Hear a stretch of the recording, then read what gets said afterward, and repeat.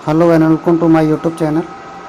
आज हम basically class 9th का एक चैप्टर लेके आ रहे हैं जिसका नाम है diversity in the living world. ये बायोलॉजी का तीसरा चैप्टर है। इसके पहले का चैप्टर 2 आते हैं। एक आते हैं सेल, दूसरे आते हैं टिश्यू। तो यहाँ पे तीसरा चैप्टर आता है diversity in the living organism. ये थोड़ा सा लेंथी चैप्टर है, थोड़ी सी बोरिंग चैप्टर है, लेकिन हम कोशिश करेंगे कि आपको अच्छे से और बेहतर समझ में आए, जिससे कि आज अगर पढ़ लो लाइन टू लाइन और पढ़ते रहो, जिससे एक बार पढ़ने के बाद फिर दोबारा प्रॉब्लम ना हो, इस तरह से आपको समझाया जाएगा। तो इसमें डाइवर्सिटी को सबसे पहले समझा। डाइवर्सिटी क्या होती है? वही चीज़ डाइवर्सिटी जो आप अब तक पढ़ते आ रहे हैं, आपके आसपास की चीज़ें, वो चीज़ें जो बिखरी हुई हैं, पड़ी हुई है, देख रहे हैं आप, डाइवर्सिटी, वो सब डाइवर्सिटी है। यहाँ पे डाइवर्सिटी किसकी देखी जाएगी? बायो की। बायो का मतलब क्या है? लिविंग ऑर्गेनिज्म की डाइवर्सिटी देखी जाएगी। अब तक आपके कमरे में अगर घुस के देखें, जितना सामान पड़े हैं वो अभी अब तक वो नॉन लिविंग थे, वो नॉन लिविंग की डाइवर्सिटी हुई। लेकिन अब किसकी डाइवर्सिटी पढ़ेंगे हम लोग?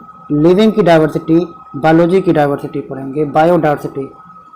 तो यहाँ पे एक लाइन समझाने की कोशिश कर रहा है एनसीईआरटी पहले इंट्रोडक्शन में, कि जैसे मान लीजिए आप घूमने निकलते हैं, तो आप कहीं पे जाते हैं, आपके आसपास की जो लाइफ फॉर्म है उसको देखने के बाद आप क्या सोचते हो? कुछ तो सोचते होंगे कि प्लांट है, खाता कैसे है, पीता कैसे है। एनिमल है, उसको देख के आपके मन में क्या विचार आते हैं? सबके मन में अलग अलग विचार आते होंगे। लेकिन वही क्या है? वही एक लिविंग ऑर्गेनिज्म है। और प्लांट भी लिविंग होते हैं, और छोटे प्लांट हो चाहे बड़े प्लांट हो। आप एनिमल को देखते होंगे, मूव करता है, वह भी लिविंग है। लेकिन हर को देखने के बाद कुछ ना कुछ जरूर सोचते होंगे। हाँ, तो देखिए क्या सोचते हैं आप। एनसीईआरटी कैसे आपको सोचने पे मजबूर करता है उसको देखिए। तो आप जब देखते होंगे तो आपको हर एक ऑर्गेनिज्म में कुछ ना कुछ क्या दिखाई देगा? डिफरेंसेस दिखाई देगा। ज़्यादा या कम, ज़्यादा या कम डिफरेंस दिखाई देगा। और एग्जाम्पल के लिए ले दिया जाए, आप अगर अपने दोस्त के साथ निकल रहे हैं, किसके साथ? दोस्त के साथ। आपके बगल में दोस्त है आपका, आप उससे अगर अपने आप को कंसीडर कराएं, दोनों में डिफरेंस देखें, तो क्या डिफरेंस आएगा, क्या सिमिलरिटी आएगी, एक एक करके देखिए। तो सबसे पहले यहाँ पे एक क्वेश्चन पूछ लिया, क्या आप दोनों दोस्तों की हाइट सेम है या अलग अलग है? ये तो आप ही जानते हैं आप किस दोस्त के साथ जा रहे हैं, कितनी हाइट वाले दोस्त के साथ जा रहे हैं। तो आप देखिएगा, अब हाइट मिलाइए कि आपकी दोनों की हाइट सेम है। सेम हो भी सकती है, नहीं भी हो सकती है। यही बताया ना कि लेस या ग्रेटर आपके करेक्टर मिलेंगे। तो यहाँ पे दूसरा क्वेश्चन पूछ लिया कि बताइए कि आपकी दोनों की नाक भी सेम है?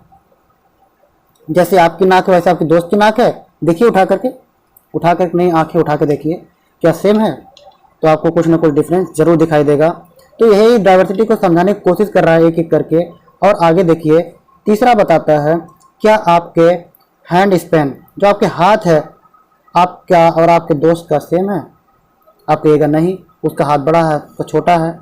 आप कभी कभी अपना बित्ता मेजर करिए, छोटा है या बड़ा है। आपका हाथ मेजर करिए, छोटा है या बड़ा है। फिंगर मेजर करिए, छोटा या बड़ा है। तो आप समझ पा रहे होंगे ये किस तरफ ले जाने की कोशिश कर रहा है, कि एक इंडिविजुअल से दूसरे इंडिविजुअल, एक आदमी का या दूसरे लड़के से अपना कंपैरिजन करेंगे तो उसमें आपको डिफरेंस दिखाई देगा। इसी प्रकार से दुनिया में जितने भी लिविंग थिंग्स हैं उनके बीच में भी डिफरेंस दिखाई देगा। इतने में काफ़ी कुछ समझ में आया होगा।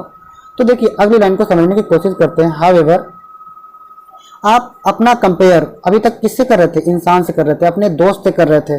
अब आप अपने दोस्त का किसके साथ कंपेयर करिए? मंकी के साथ कंपेयर करिए। मज़ा आ रहा होगा।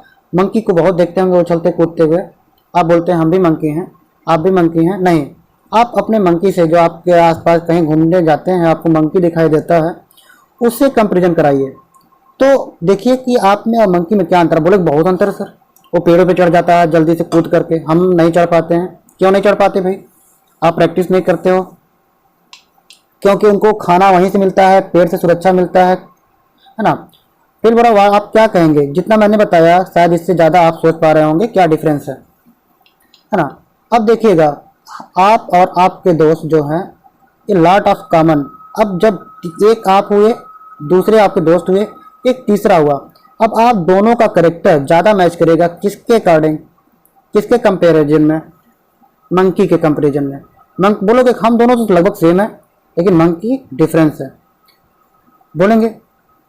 लेकिन सपोर्ट करिए एक तीसरा एनिमल ले लीजिए, कौन, काऊ। चौथा हो गया आप हुए, आपके दोस्त हुए, तीसरे आपका मंकी हुआ, चौथा काऊ हो गया। अब इन चारों में डिफरेंसेस देखिए, कंपैरिजन करिए। अब देखिए we would then think that the monkey has a lot of more in common in our cow.